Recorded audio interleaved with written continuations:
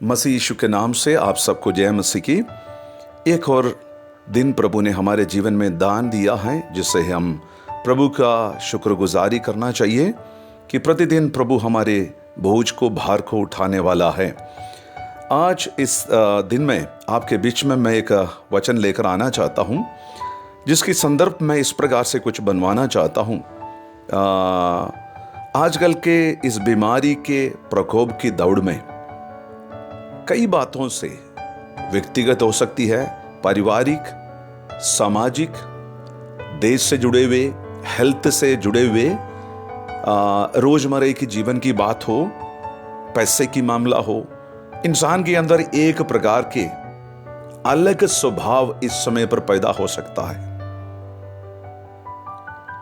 उसका कारण कई हो सकती है, जिसके चलते मसीह लोगों में एक आत्मिक रुकावट, एक आत्मिक गलती मेरे से और आपसे हो सकता है।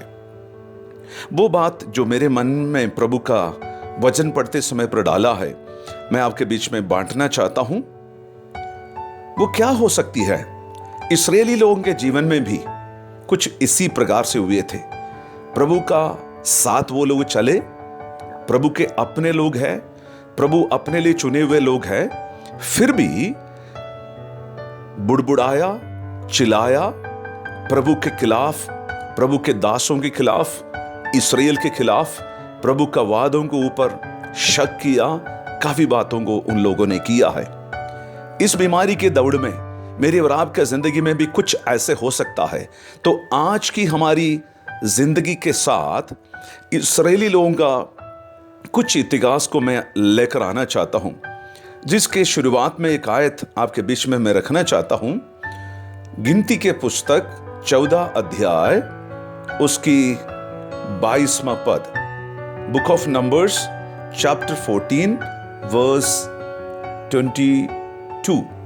इसमें हम ऐसे पढ़ते हैं इंग्लिश में, Surely all the men who have seen my glory and my signs which I have performed in Egypt and in the wilderness, yet have put me to the test these 10 times and have not listened to my voice. They have put me test 10 times. Hindi में हम ऐसे पढ़ते हैं, उन सब लोगों ने जिन्होंने मेरी महिमा मिस्र देश में और जंगल में देखी और मेरे किए हुए आश्चर्य कर्मों को देखने पर भी 10 बार मेरी परीक्षा की और मेरी बातें ना मानी। ये कितनी घातक और खतरनाक बात है। सब कुछ सुन देखने के बावजूद भी, अच्छाई और सच्चाई को जानने के बावजूद भी, इस्राएल लोगों के अंदर एक प्रकार के स्वभाव वो लोगों ने डेवलप किया है। वो हो सकता है 430 साल की बंदुआई में रहने के कारण हो सकती है, और आगे मरुस्थल की उनकी सफर में उनको वो आदत मिली होगी। तो मैं डरता हूं, जैसे प्रेरित पौलुस कहता है कि कलीसिया, प्रभु के दास और दासियां, हम मसीही लोग, प्रभु के दास लोगों के अंदर ये बात ना होने पाए। वो क्या है? टेस्टिंग गॉड, प्रभु का परीक्षा, प्रभु को परीक्षा में डालते हैं। मैं इस प्रकार आज की संदेश का शीर्षक में डालना चाहता हूं, seasons of complaining. Seasons of complaining, शिकायतों का मौसम कैसे हो सकती है? आप ये वचन के अंदर परमेश्वर खुद जो कहता है, वो बात मैं आपके बीच में सिर्फ पढ़ के सुनाना चाहता हूं। वो ये है, 10 बार प्रभु कहता है, they have put me into test for 10 times. 10 बार उन लोगों ने मेरी आजमाइश की है, टेस्ट किया है, शिकायत किया है। कंप्लेनिंग, देखिए, complaining is not from the Lord. अच्छी बात की सुझाव देना और शिकायत करने में फर्क रहता है। It can be done negatively and positively. What state you are taking, हम किस प्रकार की स्वभाव इन दिनों में डेवलप करेंगे। मेरी प्रार्थना हम सब के लिए है, इस्राएली लोगों के साथ जो हुआ है मेरे और आपके साथ ना होने पाए। सबसे पहले निर्गमन की पुस्तक 14 अध्याय उसकी 11वीं आयत में, एक्सोडस 14:11 में हम देखते हैं, मरुभूमि में हमें मार डालने के लिए आपने हमें यहां पर लाया है। ये कहां पर बोलते हैं मालूम है? ये लाल समुद्र के पास लेकर आया, रेड सी के पास लेकर आया, और पीछे दुश्मन आ रहे हैं, दोनों तरफ पहाड़े हैं और सामने नदी है। आगे जाने का जब रास्ता नहीं है, उस समय पर इस्राएली लोग परमेश्वर का आजमाइश परीक्षा ले रही है, ये कहते हुए यहां हमें मार डालने के लिए आपने लाया इस जगह पर, ऐसे करके। सबसे पहले दूसरी बात, एक्सोडस 15:23 निर्गमन की पुस्तक 15:23 में वो लोग कहते हैं, हम क्या पिएंगे? पीने के लिए हम क्या पिएंगे? और तीसरी बात ये कहते हैं, हम क्या खाएंगे? एक्सोडस 16:3 में कहते हैं, हम क्या खाएंगे? सो देखिए, मरुभूमि में लाया मार डालने के लिए, फिर कहते हैं क्या खाएंगे, क्या पिएंगे, और आगे क्या कहता है? चौथी बात कहता है, क्या प्रभु कल हमें भी दे सकता है? भविष्य के बारे में सोचकर, thinking about the future and complaining. Exodus 16:19 निर्गमन 16:19 में क्या कहते हैं? कल हमारी जिंदगी में क्या हो जाएंगे, हमारे पारिवारिक जीवन में, व्यक्तिगत जीवन में कल क्या हो जाएगा? कोई इंश्योरेंस है, कोई खाने का प्रबंध है, क्या सोचते हैं आप हमारे बारे में? प्रभु से शिकायत।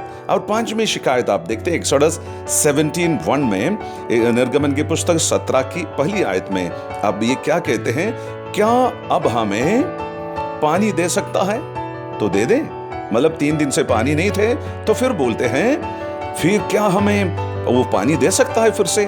देखिए, और छठी बात वो लोग कहते हैं कि इसलिए इतनी समय बीत गया है मरुभूमि में, वे लोग मूर्ति पूजा करने लगी हैं या कुकर्म करने लगी हैं।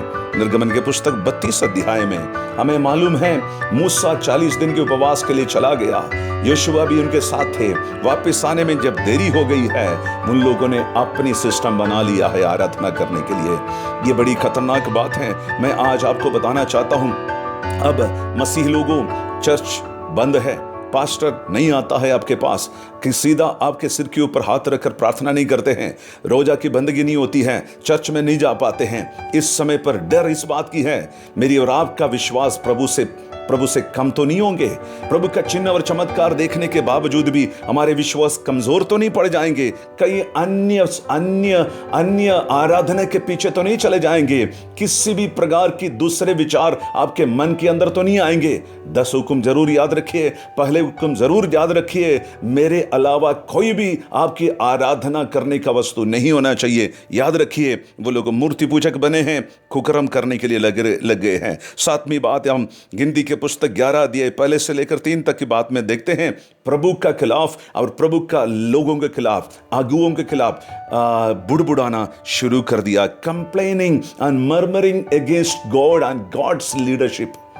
देखिए, बड़ी खतरनाक बात है, बड़ी खतरनाक बात है।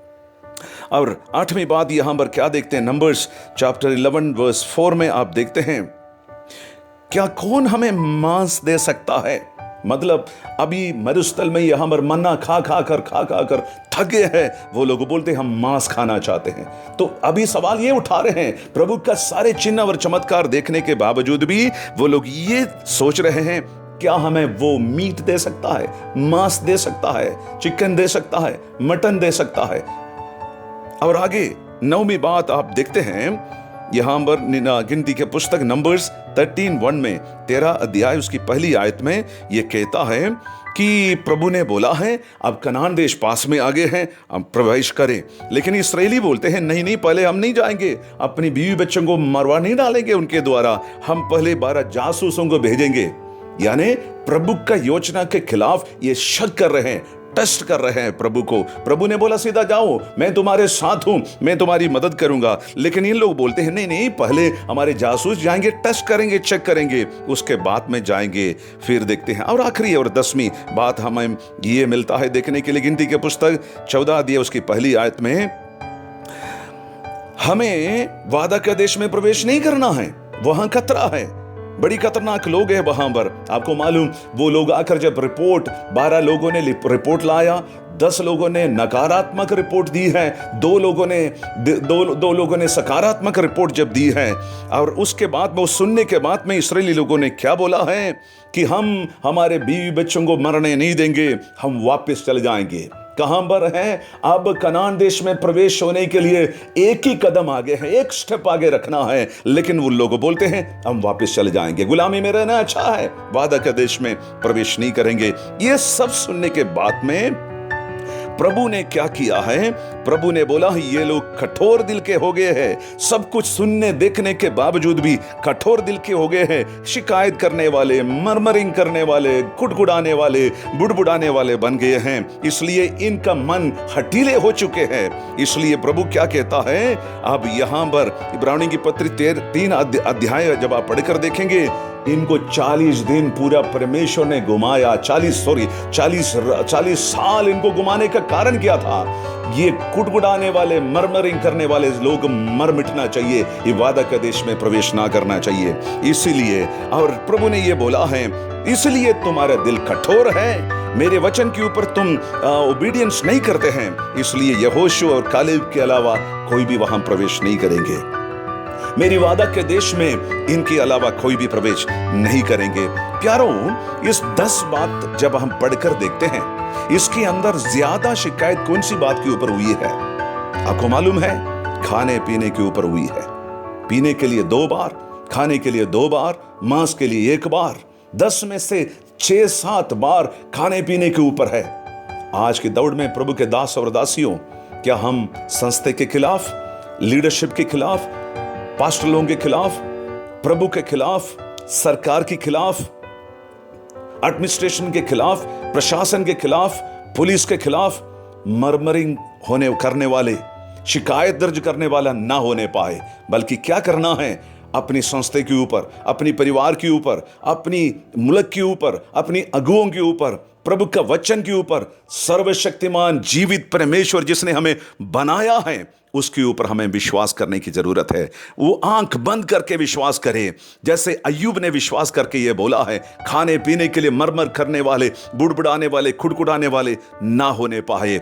यीशु के नाम से उस आत्मा को मुझे और आपको डांटना होगा, उसके ऊपर हमें विजय पाना पड़ेगा। संस्था के खिलाफ, किसी भी चीज के खिलाफ, प्रभु के वचन के खिलाफ। प्रभु ने काफी वादाएं आपको किया है, चिन्ह और चमत्कार आपकी सेवकाई में, व्यक्तिगत जीवन में प्रभु ने किया है।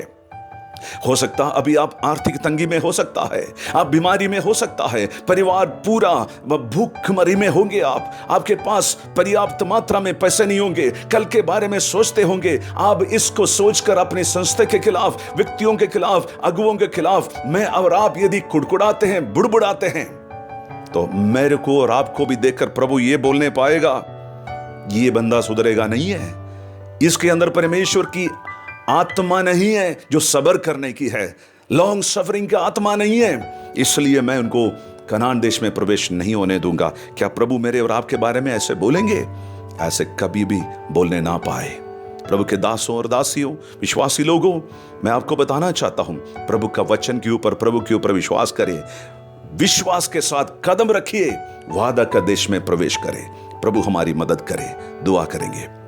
पिता परमेश्वर, पुत्र यीशु के नाम से हम आपके चरणों में आते हैं। आज मेरे वचन सुनने वाले आपके दास और दासियों के लिए, बुजुर्ग और बच्चों के लिए दुआ करते प्रभु जी, माँ बाप के खिलाफ, संस्था के खिलाफ, लीडरशिप के खिलाफ, प्रभु आपके खिलाफ, सरकार के खिलाफ कंप्लेन देने वाले नहीं, सब कुछ सब्र करते हुए प्रभु आप तक पहुंचने वाले, आपकी वचनों के ऊपर, वादे के ऊपर विश्वास करते हुए आगे बढ़ने वाले हमें बना दीजिए प्रभु जी। शक्ति और ताकत दीजिए। मेरी आवाज सुनने वाले सबके लिए मैं दुआ करता हूं, शक की आत्मा को दूर करे, कुड़कुड़ाना और बुड़बुड़ाने के मरमरिंग की आत्मा यीशु के नाम से चली जाए।